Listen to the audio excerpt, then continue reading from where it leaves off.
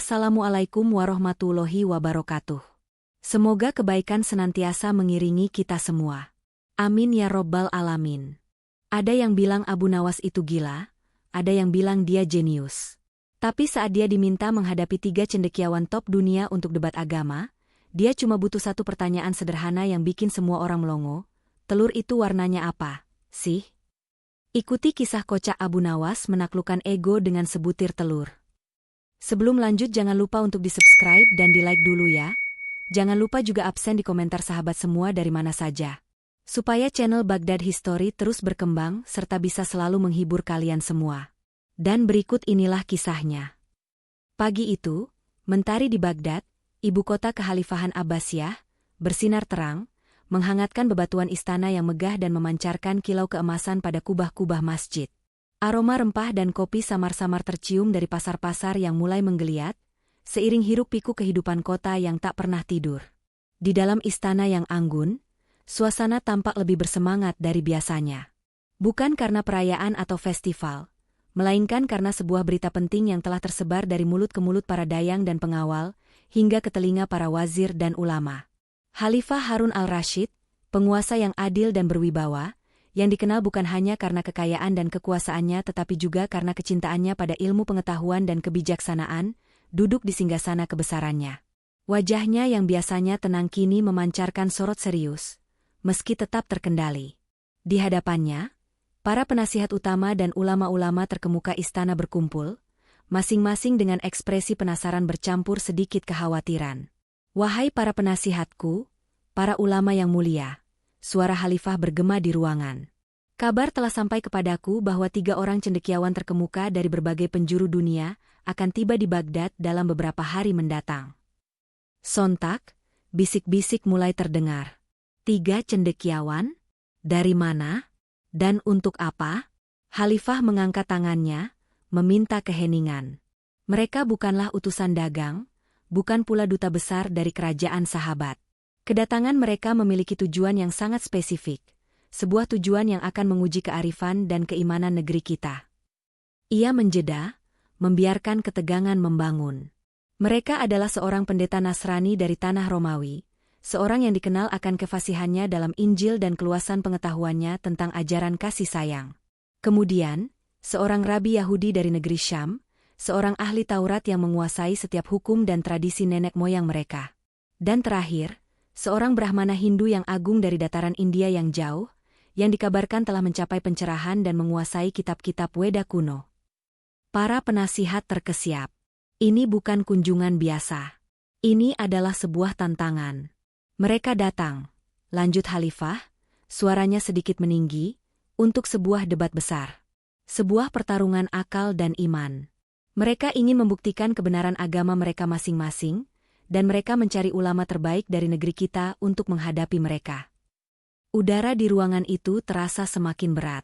Para ulama istana, meskipun memiliki ilmu yang luas dan pemahaman agama yang mendalam, tahu betul betapa beratnya menghadapi 3 tokoh sekaliber itu secara bersamaan. Masing-masing mewakili tradisi keilmuan dan spiritual yang ribuan tahun usianya, dengan argumen yang kuat dan keyakinan yang tak tergoyahkan. Salah bicara sedikit saja, bisa berdampak pada reputasi kekhalifahan dan bahkan memicu ketidakpastian di kalangan rakyat. Maka dari itu, Khalifah memandang satu persatu wajah para penasihatnya. Siapakah di antara kalian yang sanggup mengemban tugas berat ini? Siapakah yang berani berdiri di hadapan mereka, mempertahankan kehormatan ilmu dan iman kita? Keheningan melingkupi ruangan. Tidak ada yang langsung menjawab. Para ulama saling pandang, mencoba membaca ekspresi keraguan di wajah rekan-rekan mereka. Mereka semua cerdas, tetapi ini adalah medan perang intelektual yang berbeda. Tiba-tiba, sebuah suara yang bijaksana memecah keheningan. Itu adalah suara Ibnu Haytham, seorang penasihat senior yang dikenal akan kearifan dan pengalamannya. Ampun Baginda, ucapnya dengan hormat, hamba rasa, dalam situasi seperti ini, kita memerlukan bukan hanya ilmu yang luas, tetapi juga kecerdikan yang luar biasa, dan sedikit kenakalan. Khalifah mengangkat alisnya, penasaran. Maksudmu? Hamba rasa, lanjut Ibnu Haytham, hanya satu orang di seluruh Baghdad ini yang memiliki kombinasi unik dari kecerdasan, pemahaman agama, dan kemampuan berpikir di luar kotak. Seseorang yang seringkali membuat kita semua terkejut dengan solusi-solusi tak terduga dalam masalah tersulit sekalipun. Khalifah tersenyum tipis. Sebuah senyum yang mengandung pengertian mendalam dan sedikit geli. Ia sudah tahu siapa yang dimaksud. Benar? Seru Khalifah dengan keyakinan baru. Engkau benar, Ibnu Haytham. Akal cerdiknya mungkin satu-satunya yang bisa menghadapi situasi ini, tanpa terperangkap dalam dogma-dogma yang kaku. Panggil Abu Nawas, perintahnya dengan suara lantang. Sekarang juga. Petugas istana segera bergegas mencari Abu Nawas. Tidak butuh waktu lama, karena nama Abu Nawas memang sudah sangat dikenal di seluruh istana dan Baghdad. Tak lama kemudian, sosok yang ditunggu-tunggu itu tiba di hadapan Khalifah. Ia membungkuk hormat, dengan senyum ramah yang selalu tersemat di bibirnya. Abu Nawas, dengan pakaiannya yang sederhana namun selalu tampak rapi, berdiri tenang. Matanya yang cerdas memancarkan ketenangan, sama sekali tidak menunjukkan kegugupan meskipun ia tahu mengapa ia dipanggil ke hadapan Khalifah dan para pembesar istana.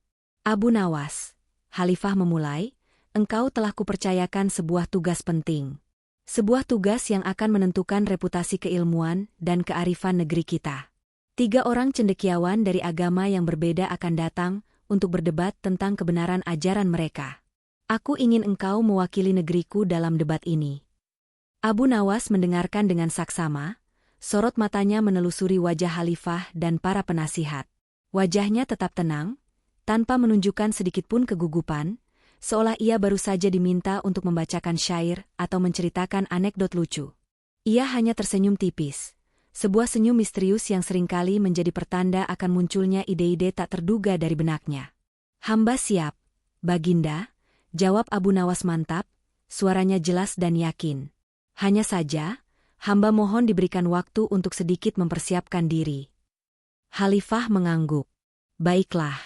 Debat akan diselenggarakan lusa di ruang utama istana. Persiapkan dirimu sebaik mungkin, Abu Nawas. Harapan kami semua ada padamu. Abu Nawas pun undur diri dari hadapan Khalifah. Sepeninggalnya, para penasihat saling berbisik dengan campuran rasa lega dan penasaran. Ada yang yakin Abu Nawas akan berhasil, mengingat rekam jejaknya yang luar biasa. Namun, ada pula yang masih ragu, membayangkan bagaimana Abu Nawas akan menghadapi 3 pemikir ulung dengan kejeniusannya yang kadang di luar nalar, yang seringkali mematahkan tradisi. Sementara itu, Abu Nawas sendiri, di benaknya, sudah mulai merangkai benang-benang strategi yang akan ia gunakan. Sebuah strategi yang sederhana, namun ia yakin, akan mampu mengguncang pemikiran para cendekiawan itu hingga ke akarnya. Ia tidak akan melawan argumen dengan argumen, tetapi dengan sesuatu yang lebih fundamental, lebih universal. 2 hari berlalu dengan cepat, dibalut antusiasme dan bisik-bisik yang tak henti di seluruh penjuru Baghdad. Kabar mengenai debat besar ini telah menyebar ke seluruh pelosok ibu kota, dari ganggang sempit pasar hingga istana-istana para bangsawan. Rakyat berbondong-bondong datang memenuhi alun-alun di sekitar istana, ingin menyaksikan langsung peristiwa langka ini. Pertarungan kecerdasan antara 3 cendekiawan asing yang terkenal dan Abu Nawas yang namanya sudah melegenda karena akalnya yang tak terduga. Pagi itu, suasana di ruang debat utama istana terasa sangat berbeda. Tirai-tirai sutra berwarna keemasan berkibar lembut tertiup angin, membiarkan cahaya matahari pagi masuk dan menyinari karpet-karpet Persia yang mewah. Seluruh ruangan tampak megah, dipersiapkan khusus untuk acara sepenting ini.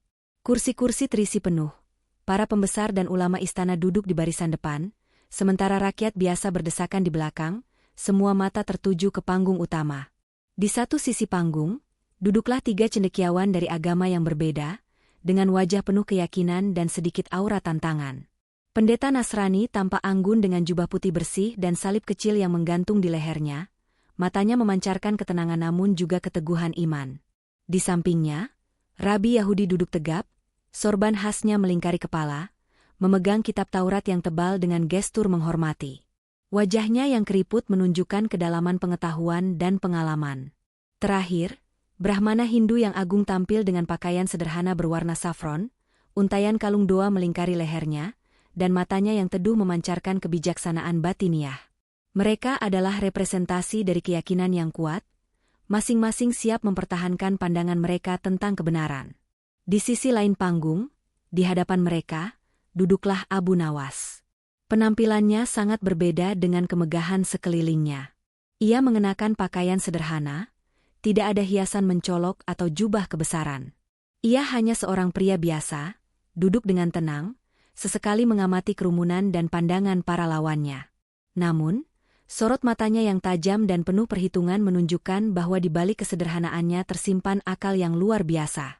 Ia tampak tidak gugup sedikitpun, seolah ia sedang bersiap untuk menikmati pertunjukan, bukan menjadi pusat pertunjukan itu sendiri. Khalifah Harun al-Rashid duduk di singgasana kebesarannya yang dihiasi permata, memimpin jalannya acara.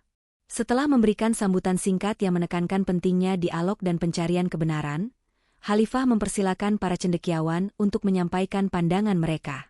"Mari kita mulai," titah Khalifah dengan suara berwibawa. "Siapakah di antara kalian yang ingin menyampaikan pemikirannya terlebih dahulu?" Pendeta Nasrani adalah yang pertama bangkit.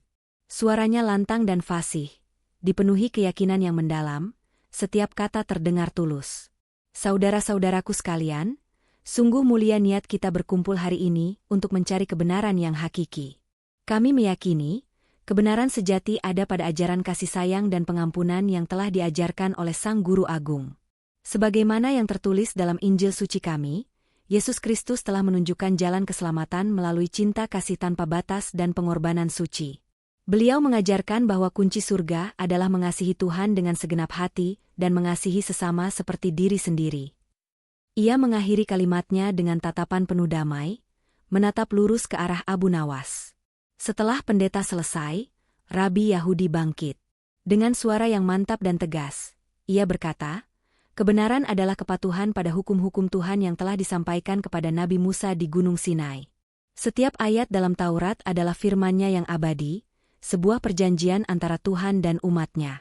Itu adalah petunjuk bagi umat manusia untuk hidup lurus dan adil di mata Tuhan, menjalankan perintah-Nya, dan menjauhi larangan-Nya. Ketaatan pada hukum adalah jalan menuju kehidupan yang diberkati, dan sejarah umat kami adalah bukti dari kebenaran ini." Ia memegang kitab Tauratnya erat-erat, seolah menegaskan otoritasnya. Terakhir, Brahmana Hindu berdiri dengan tenang. Wajahnya memancarkan kebijaksanaan yang mendalam, matanya memejam sejenak sebelum menatap kerumunan. "Kebenaran, bagi kami, adalah keselarasan dengan alam semesta, memahami siklus kehidupan dan kematian yang tak berkesudahan, serta mencari pencerahan batiniah melalui jalan dharma dan karma. Jiwa individu, Atman, adalah satu dengan jiwa semesta, Brahman. Tujuan utama hidup adalah mencapai moksha, pembebasan dari siklus kelahiran kembali, melalui meditasi, pengabdian, dan pemahaman akan hukum alam semesta yang ilahi." Suaranya terdengar lembut namun penuh bobot, seolah ia berbicara dari kedalaman spiritual yang tak terbatas. Abu Nawas mendengarkan dengan saksama setiap kata yang terucap. Ia tidak buru-buru menjawab atau menyela. Ia membiarkan ketiga cendekiawan itu menyampaikan pandangan mereka sepenuhnya, seolah menyerap setiap argumen, setiap nuansa dari keyakinan yang mereka paparkan. Wajahnya datar, namun matanya yang bergerak menunjukkan ia sedang berpikir keras, mungkin merangkai benang-benang dari apa yang ia dengar. Para hadirin terpaku, menantikan bagaimana Abu Nawas, yang terkenal dengan jawaban-jawabannya yang tidak konvensional, akan merespons. Apakah ia akan membalas dengan dalil-dalil agama lain? Atau dengan logika filsafat yang rumit? Setelah mereka selesai berbicara, Abu Nawas berdiri dan melangkah maju, mendekati tengah ruangan. Sorot matanya kini tertuju pada ketiga cendekiawan itu secara bergantian, kemudian menyapu seluruh hadirin di ruangan. Suasana menjadi sangat hening, antisipasi memenuhi udara. Seluruh perhatian tertuju padanya. "Saudara-saudaraku yang terhormat," kata Abu Nawas dengan suara tenang, namun penuh wibawa, setiap kata terdengar jelas di seluruh ruangan. "Kalian telah menyampaikan pandangan yang mulia tentang kebenaran yang kalian yakini, dengan argumen yang kuat dan keyakinan yang mendalam. Izinkan saya bertanya satu hal kepada kalian semua, sebelum kita melanjutkan perbincangan ini lebih jauh." Ketiga cendekiawan itu mengangguk, menunjukkan kesiapan mereka untuk menjawab pertanyaan Abu Nawas. Mereka mungkin membayangkan pertanyaan tentang interpretasi kitab suci, tentang sejarah nabi-nabi, tentang konsep ketuhanan yang rumit, atau mungkin tentang moralitas dan etika. Mereka mengencangkan mental, bersiap untuk beradu argumen. Namun, pertanyaan yang keluar dari mulut Abu Nawas sungguh di luar dugaan, membuat seluruh ruangan terkejut dan bahkan sedikit geli. Ia berhenti sejenak, memandang wajah-wajah bingung di hadapannya, lalu dengan senyum tipis yang penuh makna, ia melontarkan pertanyaannya. "Kalian berbicara tentang kebenaran yang mutlak," tanya Abu Nawas santai, "namun, tahukah kalian, apa warna telur?" Sontak, seluruh ruangan menjadi riuh. Suara-suara terkejut, bisikan-bisikan penasaran, bahkan tawa kecil mulai terdengar. Para hadirin saling berbisik, kaget dengan pertanyaan yang terasa sangat tidak relevan dengan debat teologi yang mendalam dan agung ini. Pertanyaan tentang telur? Di tengah perdebatan tentang kebenaran alam semesta, ketiga cendekiawan itu pun terkejut bukan main. Saling pandang dengan kebingungan yang nyata di wajah mereka. Mereka tampak kehilangan kata-kata, seolah pertanyaan Abu Nawas telah meruntuhkan semua persiapan dan argumen rumit yang telah mereka susun. Abu Nawas hanya berdiri di sana, menunggu jawaban mereka, dengan senyum yang semakin lebar di wajahnya, menikmati kebingungan yang ia ciptakan. Pertanyaan Abu Nawas yang tak terduga tentang warna telur menggantung di udara, menciptakan kebingungan sekaligus rasa penasaran yang luar biasa di seluruh ruangan. Ribuan pasang mata, dari Khalifah Harun al-Rashid yang kini menahan senyum di singgasana, hingga rakyat jelata yang berdesakan di ambang pintu, tertuju pada tiga cendekiawan yang sebelumnya gagah berani, namun kini tampak kikuk dan kehilangan kata-kata. Mereka, para pakar dari tradisi besar yang telah menghabiskan seumur hidup mereka mendalami teks-teks suci, merasa terpukul oleh sebuah pertanyaan yang semestinya mudah dijawab oleh seorang anak kecil. Para hadirin di istana mulai berbisik-bisik, suara mereka bagai dengungan lebah. Ada yang menahan tawa geli, memahami kelucuan situasi ini. Ada pula yang mencoba menebak-nebak, strategi apa yang sedang dimainkan oleh Abu Nawas yang terkenal licik ini. Apakah ini hanya sebuah lelucon? Atau ada makna tersembunyi yang jauh lebih dalam? Ketiga cendekiawan itu, yang sebelumnya dipenuhi keyakinan mutlak, kini tampak gelagapan, saling pandang seolah mencari jawaban di mata satu sama lain, atau mungkin mencari celah untuk melarikan diri dari pertanyaan tak terduga ini. Abu Nawas, dengan senyum tipisnya yang tak pernah pudar, menikmati setiap detik kebingungan yang ia ciptakan. Ia tahu, inilah saatnya untuk menjatuhkan bom kebijaksanaan yang sebenarnya. Pendeta Nasrani adalah yang pertama mencoba memecah keheningan yang canggung itu. Dengan nada ragu-ragu dan sedikit kerutan di dahi, ia menjawab, "Telur umumnya berwarna putih, Tuan. Itu yang biasa kami lihat di pasar-pasar Yerusalem, yang paling lazim." Suaranya terdengar tidak seyakin sebelumnya. Rabi Yahudi menimpali, mencoba mengoreksi dan menambahkan detail, seolah ini adalah pertanyaan yang serius dan membutuhkan jawaban yang presisi. Ada juga yang coklat, jika ayamnya berbeda jenis. Di negeri Syam, banyak telur coklat yang lebih besar dan sering digunakan untuk perayaan hari-hari besar kami. Ada sedikit nada pembelaan dalam suaranya, seolah ia tidak ingin dianggap salah. Brahmana Hindu menambahkan, mencoba memberikan perspektif yang lebih luas dan ilmiah, seolah ada jawaban yang lebih kompleks dari sekadar warna dasar. Wajahnya yang tenang kini sedikit menunjukkan ekspresi terkejut. "Ah, Tuan, tergantung pada jenis burung yang bertelur, warnanya bisa bermacam-macam. Ada yang biru kehijauan seperti telur robin, ada yang bintik-bintik coklat di sarang merpati, bahkan ada yang kehijauan gelap di hutan belantara.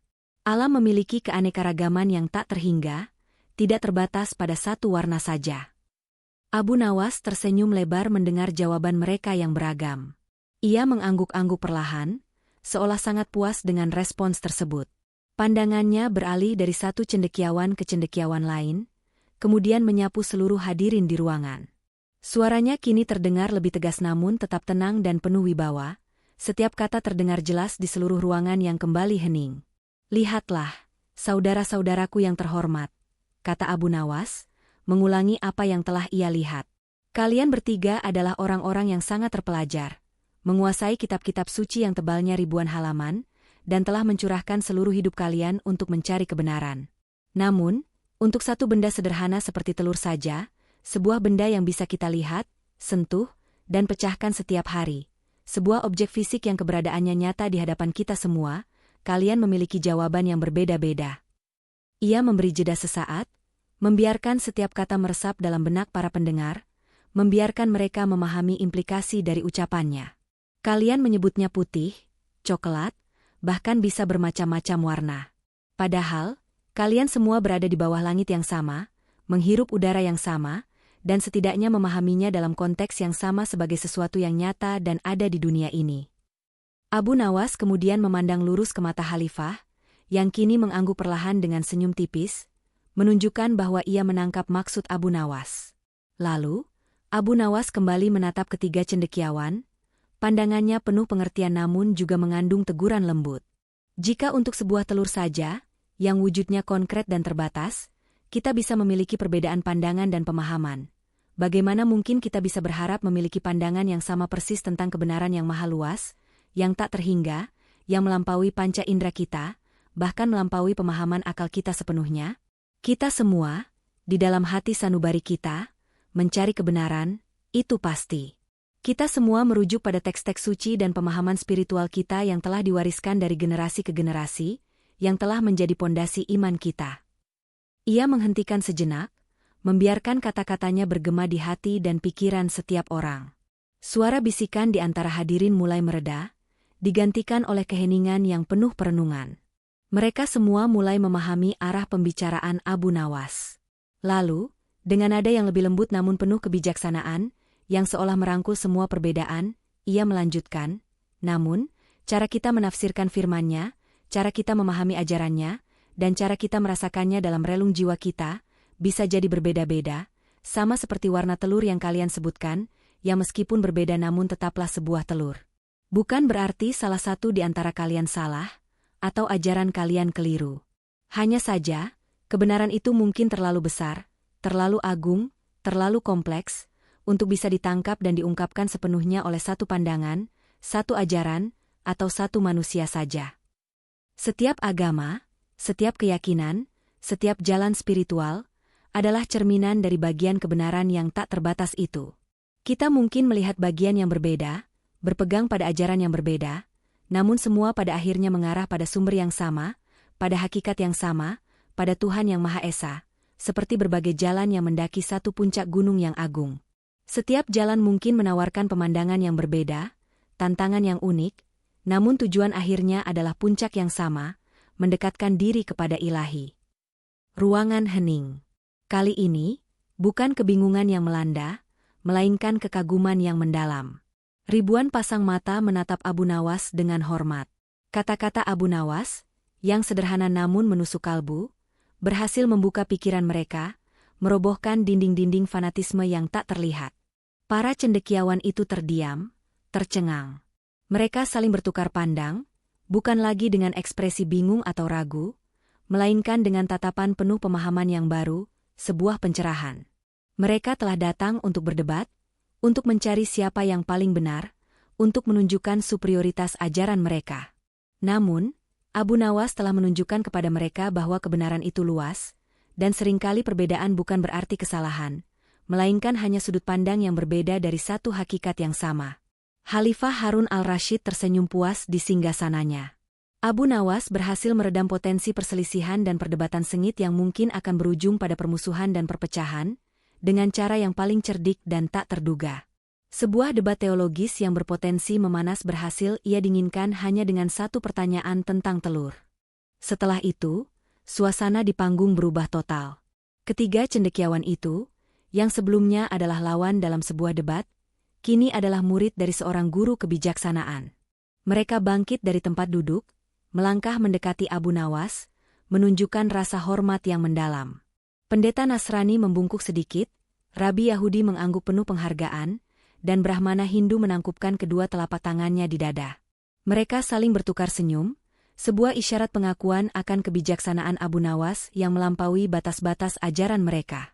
Mereka kini menyadari bahwa kebijaksanaan sejati terletak pada saling memahami dan menghormati, pada menerima perbedaan sebagai bagian dari keindahan ciptaan, bukan pada memaksakan kebenaran tunggal atau merasa paling benar. Abu Nawas sekali lagi membuktikan bahwa kecerdasan sejati adalah kemampuan untuk melihat di luar batas-batas yang biasa, dan menemukan keselarasan di tengah perbedaan yang ada. Ia telah mengajarkan pelajaran berharga tentang toleransi, kerendahan hati, dan kebijaksanaan, bukan hanya kepada para cendekiawan itu, tetapi juga kepada seluruh hadirin di istana, dan kepada kita semua, tentang hakikat kebenaran yang sesungguhnya. Dan begitulah, di tengah hiruk-pikuk perbedaan keyakinan, Abu Nawas dengan cerdiknya membuka mata semua orang. Ia menunjukkan bahwa kebenaran sejati bukanlah monopoli satu ajaran, melainkan cerminan dari beragam warna kehidupan, sama seperti warna-warni telur yang ia tanyakan. Sebuah pelajaran abadi tentang toleransi, kerendahan hati, dan kebijaksanaan universal yang terus menggema hingga hari ini.